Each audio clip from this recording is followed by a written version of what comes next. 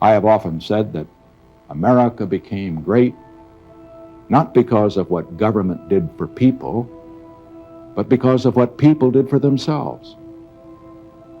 I believe government should free the energies of people to build for themselves and their communities. This does not mean that the federal government will abdicate its responsibilities where only it can solve a problem. It does mean that after 40 years of unprecedented expansion of the federal government, the time has come to redress the balance, to shift more people and more responsibility and power back to the states and localities, and most important, to the people all across America. In the past 40 years, the size of the federal budget has grown from $4 6/10 billion to $250 billion. In that same period, the number of civilian employees of the federal government has increased from 600,000 to 2,800,000. And in just the past 10 years, the number of federal grant and aid programs has increased from 160 to more than 1,000.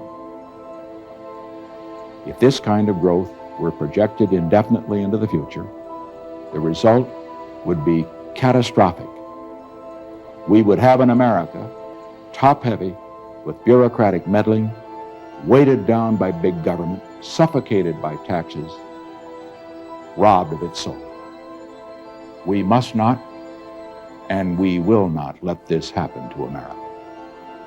That is why one of my first priorities in the next 4 years will be to encourage a rebirth and renewal of state and local government.